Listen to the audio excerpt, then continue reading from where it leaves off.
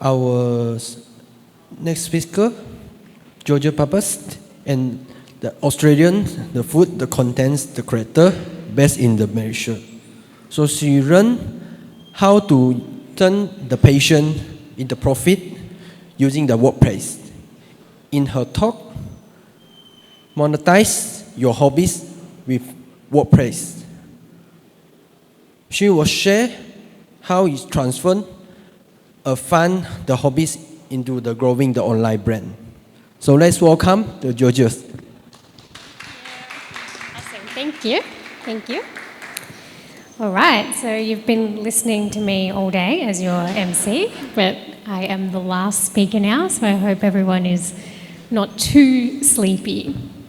So I just press this, do I? I assume so. Great. So today I am going to give you a little about me. Why am I here in Malaysia? I will talk to you about how I discovered WordPress, how Simple Green Soul started, how to monetize, and I'm going to talk about the different phases of that, so the beginner, growth, and then business phase. And the way I'm going to do that is I'm going to talk you through through my blog and how that journey has been so far. So a little bit about me. I am from Sydney, Australia, and I moved to Singapore in 2017. So I moved with my now husband, so my boyfriend at the time. By profession, I'm a project manager in construction and property. So I was actually brought to Singapore to work on the Paya Lebar Square. If anyone is Singaporean, they would know that new development there. And then in 2019, we moved up to Kuala Lumpur to work on the TRX development. So on that TRX development, you can see in that photo there, that's me actually standing. It's a big gaping hole, but it is the 2B Apple store. So one of the major projects that I worked on is I was the project manager for the Apple store in TRX. So that's really what occupies most of my time. But this whole time, the past, 8 years, WordPress has been bubbling in the background. And it was actually in 2019 when I was still in Singapore, and I had just moved to Asia, and I was thinking, I really want to share my experiences online, and I'd love to start a travel blog. And that's how I came across WordPress. And at the time, I can remember trying to understand how to start a website. I kind of went down that path, and it was so hard. So I actually gave up, and that's why I think everybody here is so familiar with WordPress, and it is really easy for you to forget the knowledge that you have. So when I say you can monetize your hobbies with WordPress, I truly believe that everybody in this room can do that, because you've already covered, in my opinion, the hardest part about it. Because it was from then, 2019, it wasn't really until 2022 that I actually was okay, I've got the idea of this. Because it was 2020, I'd just done a photography course, and I was really excited to get out and take photos of my travels, but then COVID happened. And then 2020 and 2021, I thought, okay, let's have another go at this WordPress thing, and I'll try and start a food blog, one of my other hobbies.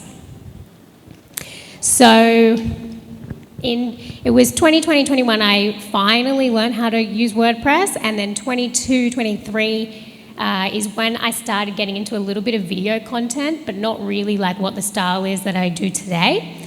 But I did start to see some growth on my blog, and it was in 23, at the end of 23, that I actually had a substantial amount of visitors on my blog that I decided, hey, I think I can actually monetize this. But then come along 2024, and if you are aware, the helpful content update happened with Google, and my website traffic dropped by 90%. So when that happened, I was just you know what, that's fine. I give up, basically. So I basically gave up on the dream of monetizing my WordPress website, but I didn't stop because it had become a hobby.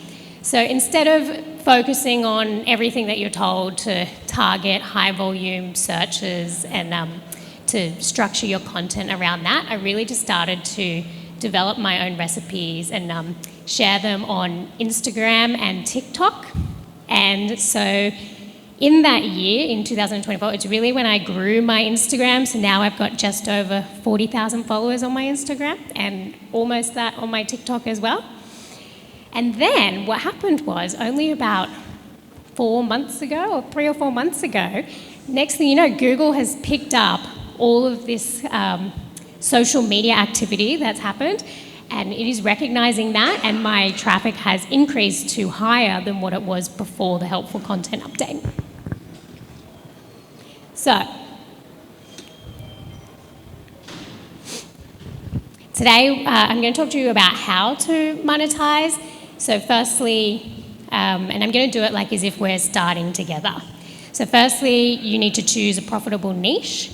And so you, of course, need to first look for high search volumes, but I'm going to talk a little bit later also why that doesn't really matter. And then the way that you can make money is, firstly, I'd recommend earning money from page views, because that's really when you're building an audience. So that should be your first step. And then once you've done that, you can start to look at creating digital products, creating a course, and things like affiliate links. So my current focus is, because it's still very much the beginning phases for me, I'm still growing my blog and earning money with advertising. So I'll be talking a little bit more about that process today. So in your beginner phase, I'll get my next slide. In the beginner phase, this is when you choose your niche, something that you know a lot about. You set up your WordPress blog, something that everyone here should be able to do very easy. And this is the time when you start to set up a consistent schedule, start to experiment a bit with social media. And yeah, just keep going, don't give up. You'll work out what works for you. And the growth phase is when you're going to double down on that strategy. And then the business phase is when you can monetize.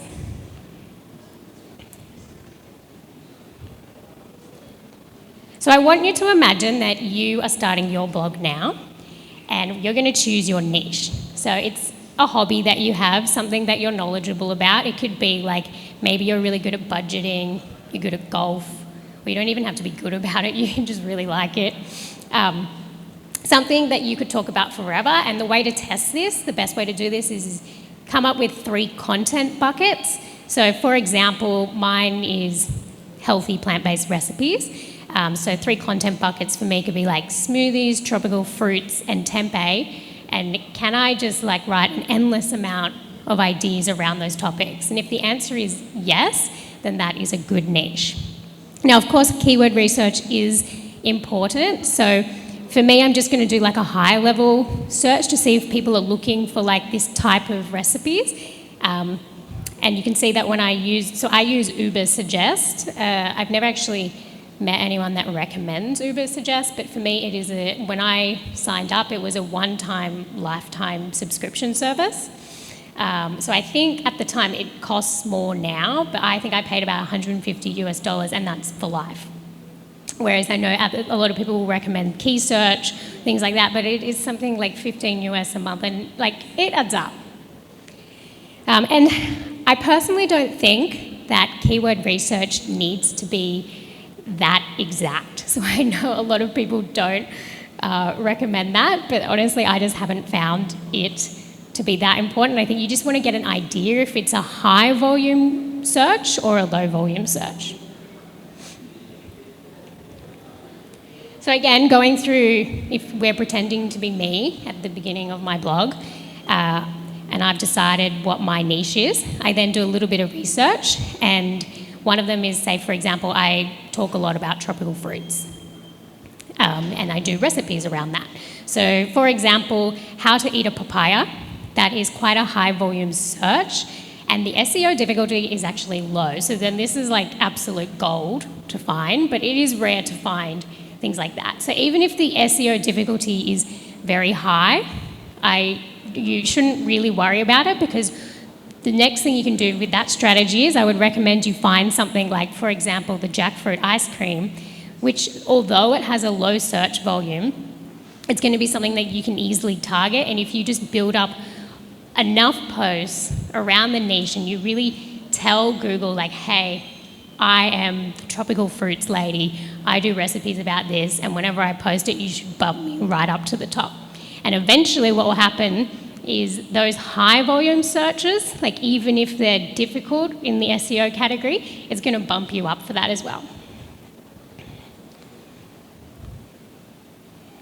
So in the beginner phase, when you're setting up your blog, some obvious things are to choose a fast host and theme. I recommend targeting North American searches just because it is higher page views, RPMs for that. But I'm not going to touch too much on that because I think there's plenty of people here that can give you a lot of advice on that kind of stuff. So I think the number one thing that you could learn from me is the success that I've had with social media and how that has grown my blog in 2024 and 25. So Google SEO now understands popular content on TikTok, Instagram, and YouTube. So for example, in 2024, this is if you can remember when I said, I give up. Okay, Google, you don't like my website, that's fine. And I really just kind of started creating some interesting and unique content. So for example, you might remember me as the patai sandwich girl or the champadak chocolate seeds recipe. Or the tempeh recipes, yes. So that type of content, whilst it's not bringing traffic to my website, for example, the patai sandwich, I had so many newspapers writing about me, and then when I messaged them and said, hey, this is my website, can you link back? So I got all of those backlinks from really reputable websites. So that was really great. But I can tell you this, no one is searching for patai sandwich. But I'm sure that those backlinks helped my website grow overall. Yes, so that is my SEO tip, is to combine your really unique content on social media, but still create that high volume search content on your blogs. So you don't necessarily have to create a viral video either for the high volume search stuff either. It's like this whole ecosystem is recognizing, hey, if you're really popular and viral on these social media apps, then everything you share, if it is related, for example, like my papaya smoothie recipes are not viral on my Instagram or TikTok, but because a lot of people are searching for papaya smoothie recipes, and because I do a lot of crazy things with champadak and rambutan, Google is like, hey, this girl really knows what she's talking about when it comes to her tropical fruit. So yeah, let's bump up her papaya smoothie recipe. So one great thing about starting with social media is that you can make one 30-second to 1 minute video, and trust me, your first ones are going to suck. If you want, you can scroll right back to some of my very first content. It took me a while to get to where I am today. But just once you make one, you can use that across all platforms. So you can put video content on Pinterest, Instagram, TikTok, and YouTube. And if you just keep doing that and keep refining your content, eventually you're going to find which platform works for you best.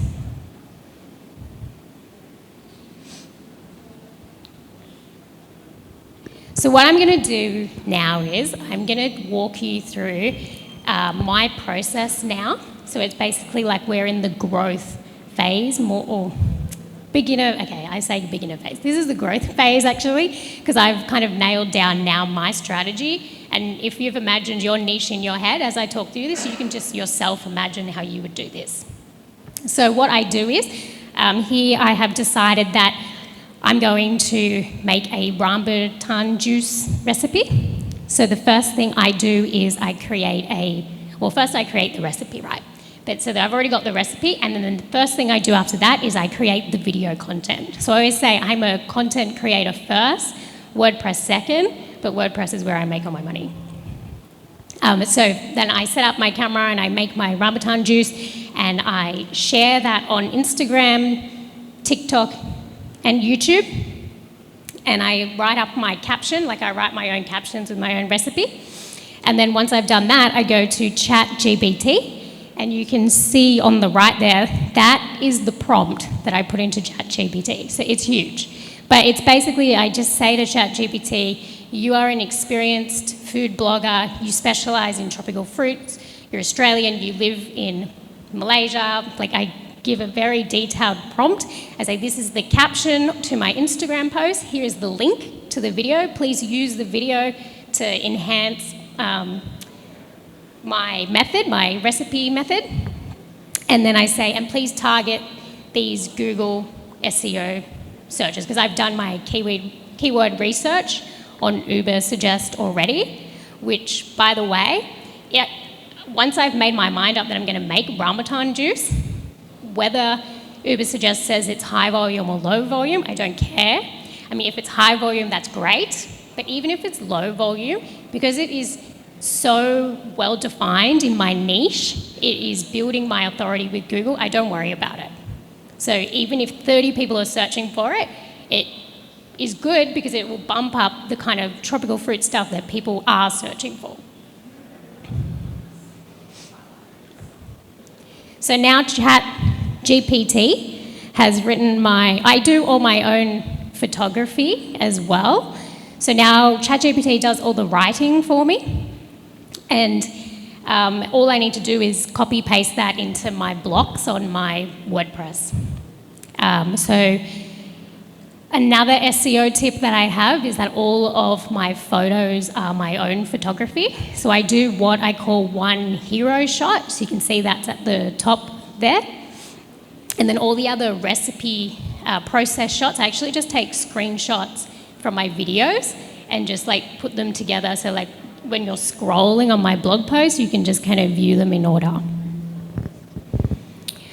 So as you do your blog posts, one SEO tip is that I say is to link to your social media. Of course, it has to be relevant, but for me, I've just posted a rambutan juice video, so it is relevant.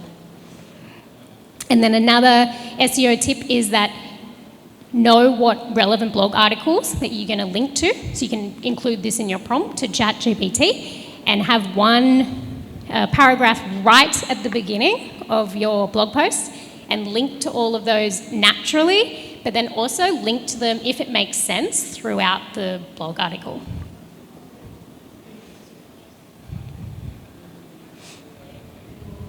So, does that mean I have 15 minutes left? Okay. So, some more social, so I could talk about social media tips like forever. That is a topic for another day. But I'm just going to give you a really high-level summary for you to take away from today. So video content is king for Instagram, TikTok, and YouTube. I have personally found that Pinterest now, this changes all the time, guys, also remember this.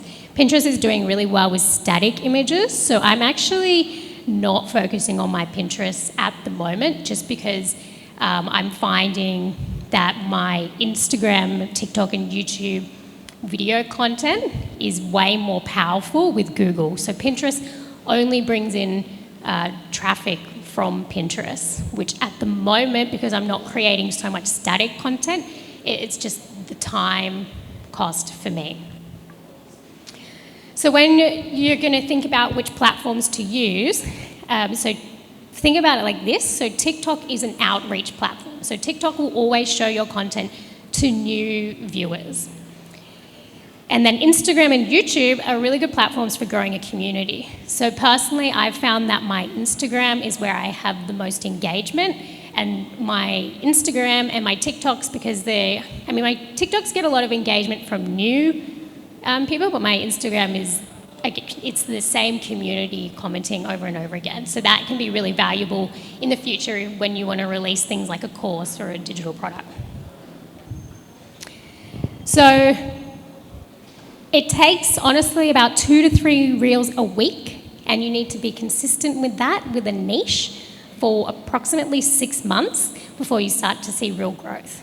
So that is 6 months of showing up on camera, or you don't have to, it could be faceless, but that's 6 months of putting in the work and not seeing anything. But I promise you, if you've got a good niche, you know your content is good, it will take off and you will start to build that community. So social media is hard and it is time consuming, but it is my number one tip for increasing Google SEO in 2025. So once Google starts to favourite your content, I promise that your traffic will grow. So now that you have established a process, and let's just say you're going to copy paste my exact process, all it is about now is just being consistent with that and continuously posting and continuously growing. And when it comes to your niche, I should mention that in the beginning phases, you're going to, like, choosing a niche is hard. And if you're sitting there like, oh, I don't know what I want to write about, and like, it's not just you that feels like that. And I think we're all really scared of niching down, but I promise you there is freedom in the niche.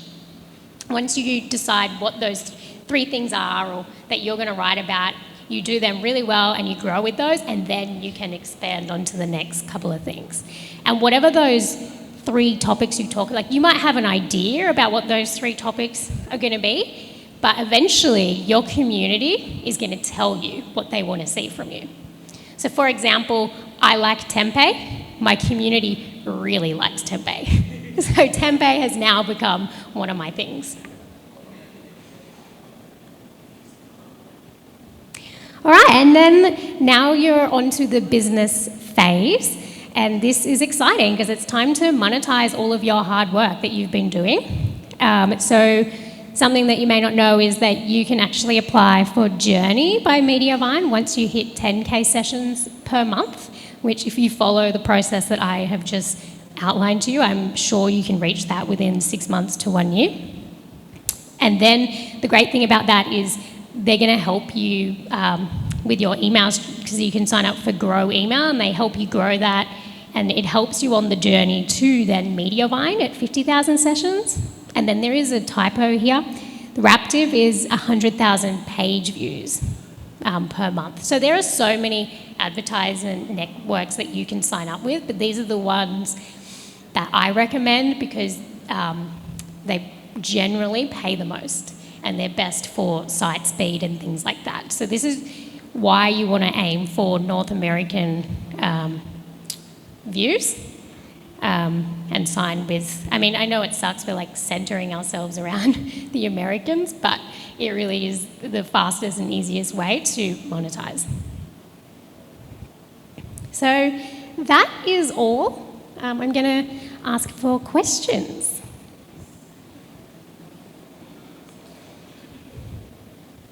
Yes? Can we?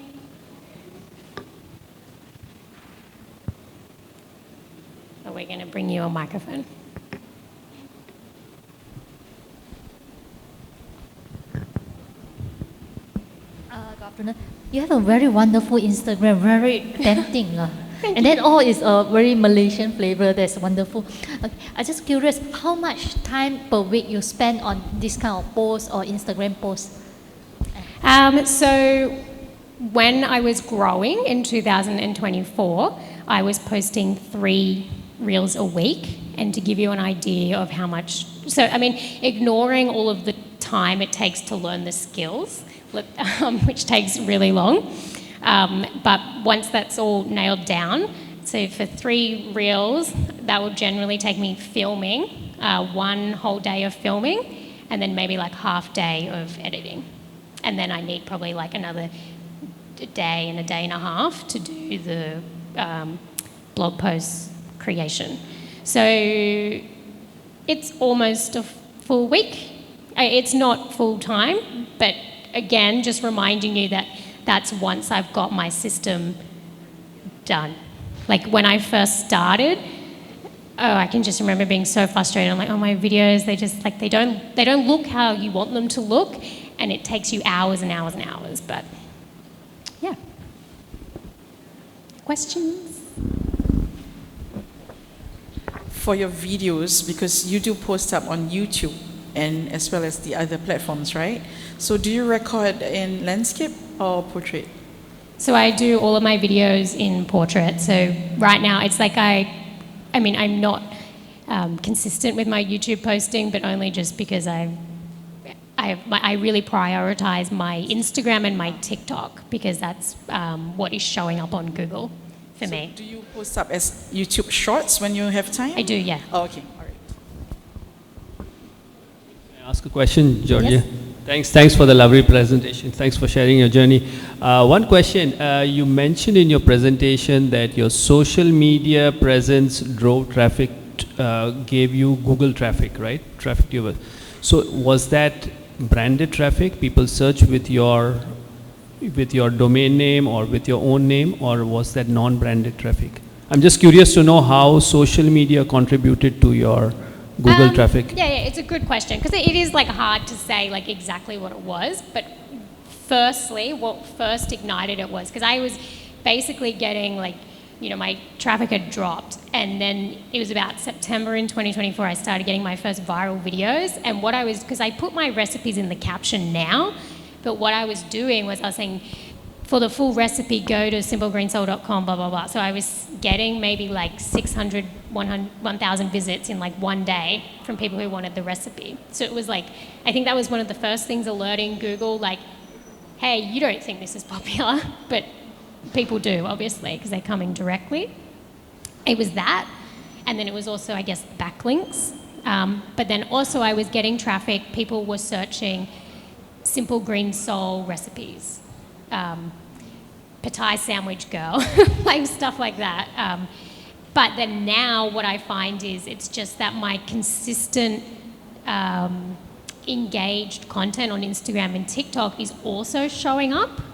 So I just found it's just like the whole blog, and because I was so well defined with my niche and the recipes, so I'd get a viral champidak video, for example, all of my recipes related to fruit suddenly were showing up on Google. So it's like, I don't think, like no one's really talking about it, and I guess maybe someone could say, we don't believe you, that's not what's happening, but for me, and I have spoken to others in the community, that is what's happening. Thanks. You're welcome. I think we got a question, Becky?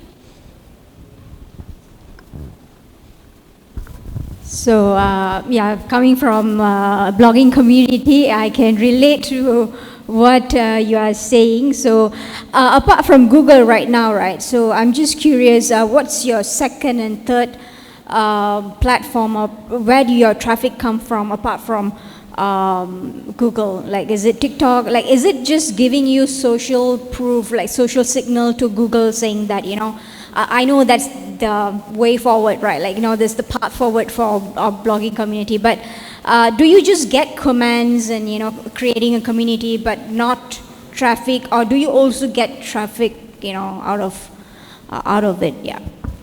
So I do get traffic from, especially when I don't share the recipe in the caption. But personally, what I found is when I share the recipes in the caption, people are more likely to save it, and it's more likely to make the video go viral. So yes, at the moment I'm putting all my eggs in Google's basket, but I'm just focusing on that growth, and then my next target will be Pinterest, because I say let's say 80% of my traffic is Google, 10% is Pinterest, 5% is TikTok, 5% is Instagram, is what it is right now. But yeah, I just really focus on, because you know when you do search, if you were to search for a recipe, the first thing that shows up on Google is actually not my website, it's my Instagram and my TikTok. And then your website is after that.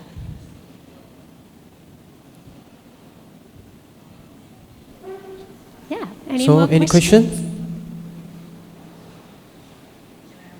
Yeah. Since this is your side hustle, right? Yeah. And you've gotten like an average of how many thousand views? I get about 25,000 page So sessions you a do month. get paid by Mediavine right now? Yeah. What's the average, if you don't mind sharing, only if you don't mind sharing, That's what's fine. the average that you get paid with that 25,000 views? So it's about 700 ringgit a month at the moment. Right? So obviously, and then once you, because Journey is a much lesser platform, so really I expect that to like double, triple in page views, so like even more than double, triple, because you're going to have more views once the time you actually hit those 50,000 sessions. Yeah. So, any questions? So, no? Okay. Thank you, Georges, for the inspiring and then the practical section.